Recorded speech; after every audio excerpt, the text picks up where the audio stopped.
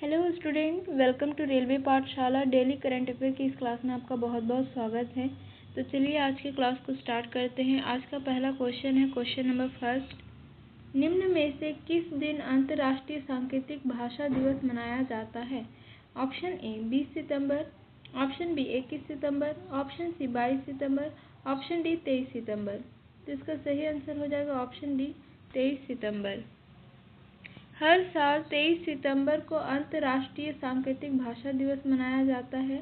यह बधिर और श्रवण बाधित समुदाय के लिए सांकेतिक भाषा के महत्व को बढ़ावा देने और भाषाई विविधता का उत्सव मनाने के उद्देश्य से मनाया जाता है। इस दिन की शुरुआत 2018 में हुई थी, जब संयुक्त राष्ट्र महासभा ने इसे आधिकारिक तौर पर अंतर्राष्ट्रीय सांकेतिक भाषा दिवस के रूप में घोषित किया था। यह दिन बधिर समुदाय के अधिकारों और सांकेतिक भाषा के महत्व पर जागरूकता बढ़ाने के लिए एक महत्वपूर्ण अवसर प्रदान करता है। अगला क्वेश्चन है क्वेश्चन नंबर सेकंड। भारत और किस देश ने कृषि प्रौद्योगिकी में नवाचार के लिए मैत्री 2.0 नामक क्रॉस इंक्यूबेशन पहल शुरू की गई है? ऑप्शन ए चीन, option B Japan, option C Brazil, option D रूस। तो इसका सही आंसर हो जाएगा ऑप्शन सी ब्राजील। भारत और ब्राजील ने कृषि प्रौद्योगिकी में नवाचार के लिए मैत्री 2.0 नामक क्रॉस इंक्यूबेशन पहल शुरू की है।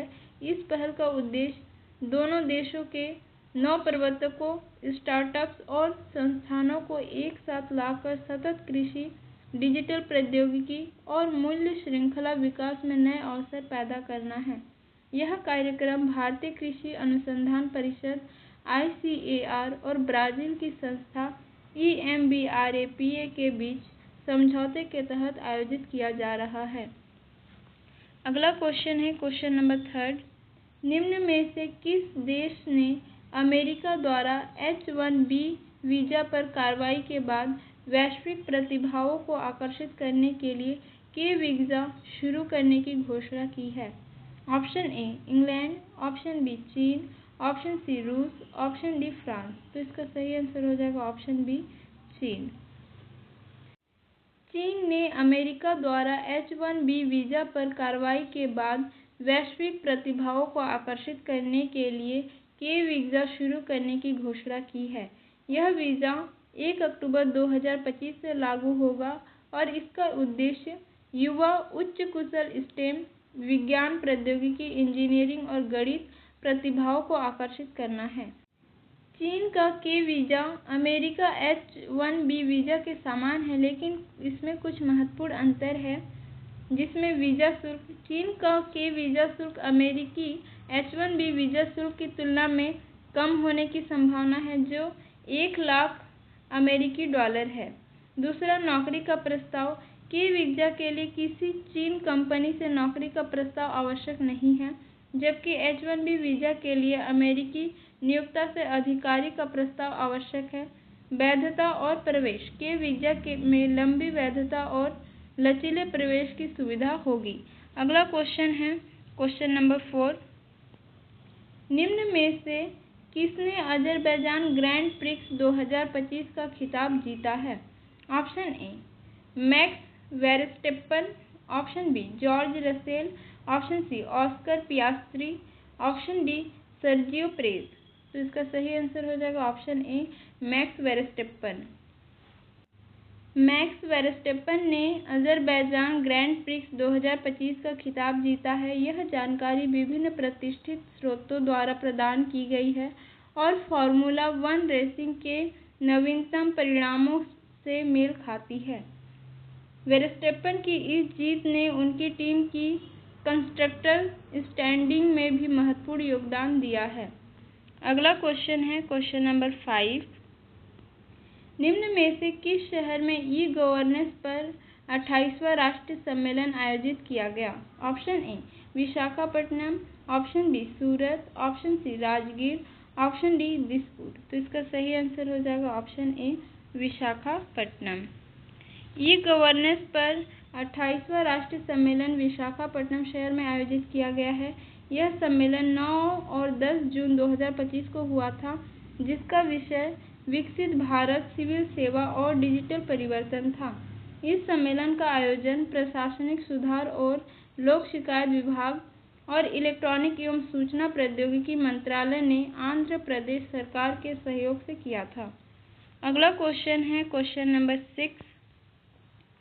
बैरन द्वीप कहाँ स्थित है जहाँ भारत का एकमात्र सक्रिय ज्वालामुखी फटा है? ऑप्शन ए अरब सागर, ऑप्शन बी बंगाल की खाड़ी, ऑप्शन सी हिंद महासागर, ऑप्शन डी अंडमान सागर। तो इसका सही आंसर हो जाएगा ऑप्शन डी अंडमान सागर। बैरन द्वीप अंडमान और निकोबार द्वीप समूह में स्थित है, जो भारत का एकमात्र सक्रिय ज्वालामुखी है। यह द्वीप पोर्ट ब्लेयर से लगभग 140 किलोमीटर दूर है और बंगाल की खाड़ी में स्थित है। बैरन द्वीप पर हाल ही में 13 और 20 सितंबर 2025 को दो मामूली ज्वालामुखी विस्फोट हुए, जिसमें लावा और धुआं निकला।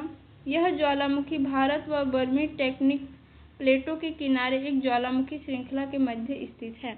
अगला क्वेश्चन है क्वेश्चन नंबर 7। निम्न में से किसे संयुक्त राष्ट्र द्वारा वैश्विक सतत बीमा बोर्ड की भारतीय मूल की पहली महिला अध्यक्ष नियुक्त किया गया?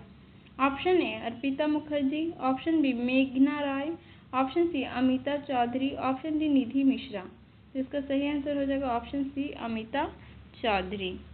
अमिता चौधरी को संयुक्त राष्ट्र द्वारा वैश्विक सतत बीमा बोर्ड की भारतीय मूल की पहली महिला अध्यक्ष नियुक्त किया गया है। यह जानकारी विभिन्न प्रतिष्ठित स्रोतों द्वारा प्रदान की गई है और वर्तमान घटनाओं से मेल खाती है। अगला क्वेश्चन है क्वेश्चन नंबर 8। निम्न में से किस राज्य को रेशम विकास के लिए सर्वश्रेष्ठ राज्य पुरस्कार दिया गया है? Option A Assam, option B Bihar, option C Tamil Nadu, option D Andhra Pradesh. तो इसका सही आंसर है ऑप्शन डी आंध्र प्रदेश। अगला क्वेश्चन है क्वेश्चन नंबर 9। निम्न में कौन लगातार 3 बार महिला बैनल डी और पुरस्कार जीतने वाली पहली महिला खिलाड़ी बन गई है? Option A Mariona Caldentey, option B Klara Buhl, option C Aitana Bonmati, option D Sophia Centaur.